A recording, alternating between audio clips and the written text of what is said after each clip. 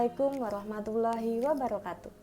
Perkenalkan, saya Amanda Destiana Putri dari kelas A1 2021, nomor induk mahasiswa 21144600002 dari program studi pendidikan guru sekolah dasar Universitas PGRI Yogyakarta. Di video kali ini saya akan menyampaikan tentang beberapa langkah yang dapat kita lakukan untuk menjaga lingkungan hidup yang ada di sekitar tempat tinggal kita. Video ini saya buat untuk memenuhi tugas mata kuliah PPKN SD 1 yang diampu oleh Bapak Beni Dwi Lukito Aji MPD. Berikut videonya, selamat menyaksikan. Lingkungan sekitar rumah adalah segala sesuatu yang berada di sekitar tempat tinggal kita. Kita memiliki kewajiban terhadap lingkungan sekitar rumah dan bertanggung jawab untuk menunaikannya. Rusaknya lingkungan hidup terjadi karena ulah manusia yang kurang, bahkan tidak sadar akan pentingnya kelestarian lingkungan. Upaya menjaga kelestarian tersebut dapat dimulai dari rumah dengan melakukan hal-hal berikut ini. Hal paling sederhana yang bisa kita lakukan adalah menjaga kebersihan rumah dan halaman. Menjaga kebersihan rumah dan halaman membuat kita terbiasa untuk membersihkan lingkungan lainnya. Pastikan untuk menyapu rumah setidaknya 2 kali sehari dan menyapu halaman setidaknya 2 kali seminggu.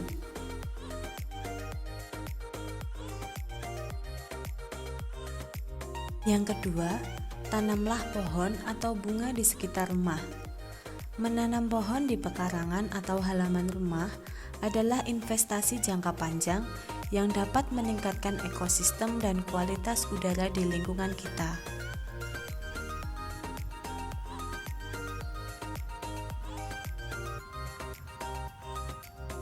Langkah selanjutnya yang bisa kita lakukan adalah menggunakan air dan listrik seperlunya.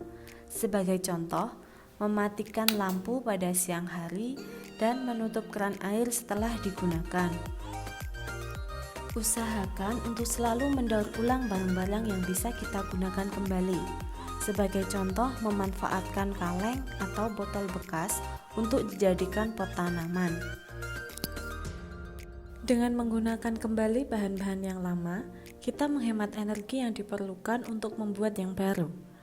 Daur ulang menjadi salah satu alternatif yang dapat digunakan untuk mengatasi pencemaran lingkungan.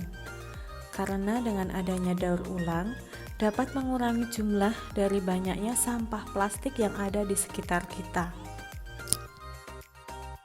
Sampah yang berserakan di mana-mana dan tumpukan sampah dapat menyebabkan sumber penyakit.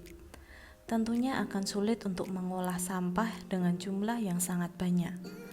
Dengan adanya daur ulang, maka sampah akan berkurang dan tercipta lingkungan yang bersih dan sehat, sehingga kita bisa tercegah dari berbagai serangan penyakit. Yang selanjutnya, tidak membakar sampah. Membakar sampah dapat melepaskan gas-gas yang menyebabkan kerusakan pada ozon. Pembakaran sampah juga dapat menyebabkan kabut asap yang tebal dan mengurangi jarak pandang dan kenyamanan di lingkungan tempat tinggal. Yang lebih parah lagi, bisa memicu terjadinya kebakaran dengan skala yang lebih besar. Yang keenam, menggunakan kertas dan tisu seperlunya. Kertas dan tisu terbuat dari serat pepohonan. Karena itu, gunakan kertas dan tisu seperlunya dan seefektif mungkin. Jika ada kertas bekas, jangan dibakar apalagi dibuang. Mulailah digunakan kembali pada bagiannya. Begitu pula koran. Mulailah dikumpulkan dan dijual untuk dapat didaur ulang kembali. Pada penggunaan tisu, mulailah mengganti tisu dengan sapu tangan. Hal ini sebenarnya jauh lebih aman, karena di dalam tisu daur ulang banyak mengandung zat pemutih yang dapat memicu kanker. Terkadang juga bakteri E. coli.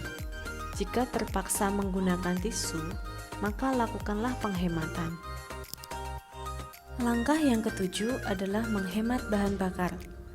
Hasil pembakaran dari bahan bakar dapat merusak lingkungan.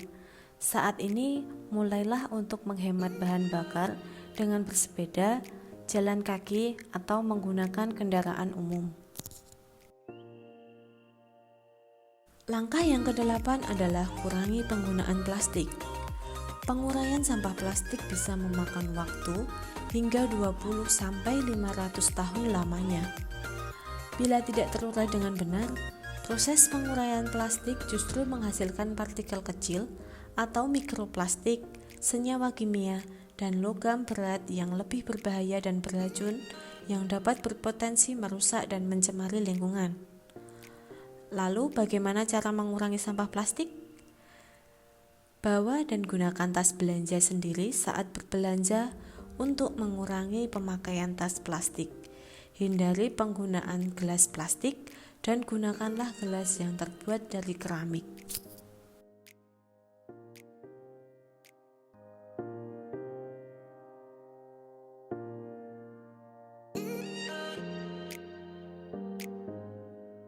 Keseimbangan alam perlu dijaga dengan baik agar lingkungan tetap sehat dan berbagai sumber daya dapat memberikan berbagai manfaat kebaikan.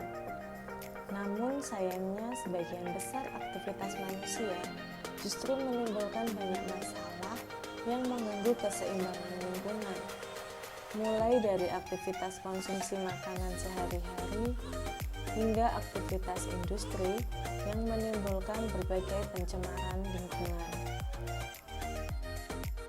Lingkungan merupakan aset penting bagi manusia.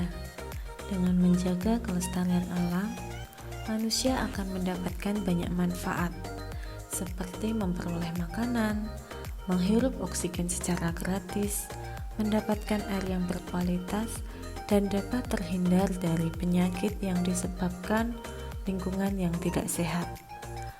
Lingkungan yang bersih mencerminkan kualitas hidup masyarakat dan juga menjamin terjaganya kesehatan masing-masing individu.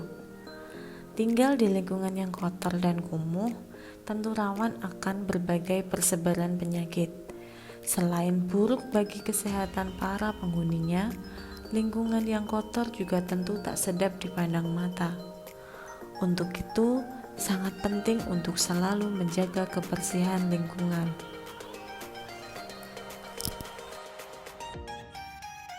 Mari ubah kebiasaan kita untuk selalu menjaga lingkungan yang ada di sekitar tempat tinggal kita.